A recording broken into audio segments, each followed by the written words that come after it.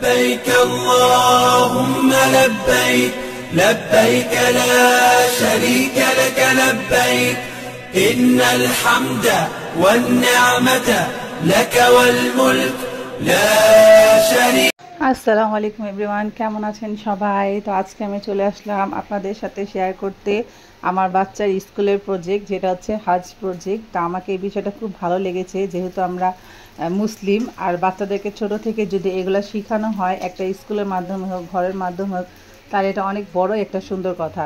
তো দেখেন কত সুন্দর করে এখানে কাবা ঘর বানিয়েছে, তারপরে মাকামে ইব্রাহিম, মুজদালিফা, তারপরে আরাফার ময়দান, মিনা, কুরবানির যে এগুলা, মানে বাচ্চাদেরকে খুব সুন্দর করে প্রজেক্টটা এভাবে সুন্দর করে বুঝিয়েছে যে মানে আমার কাছে খুব বিষয়টা ভালো লেগেছে। তারপরে গার্জেনরাও খুবই আনন্দিত হয়েছে এগুলো দেখে।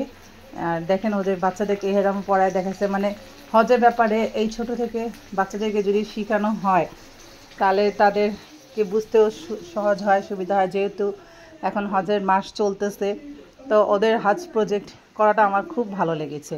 তো দেখেন এখন টিচাররা তাদেরকে বুঝাই দিয়েছে যে কীভাবে হজ করতে হয়, কী করতে হয়, সব কিছু বলে দিয়েছে। তারপর লাস্টে তাওয়াফও করাচ্ছে। তো এগুলো বিষয় যদি বাচ্চাদেরকে এখন থেকেই বোঝানো হয় তাহলে খুবই সুন্দর। যাই হোক, তারপর লাস্টে আমি কয়টা ছবি তুলে দিলাম আব্দুর রহমানের।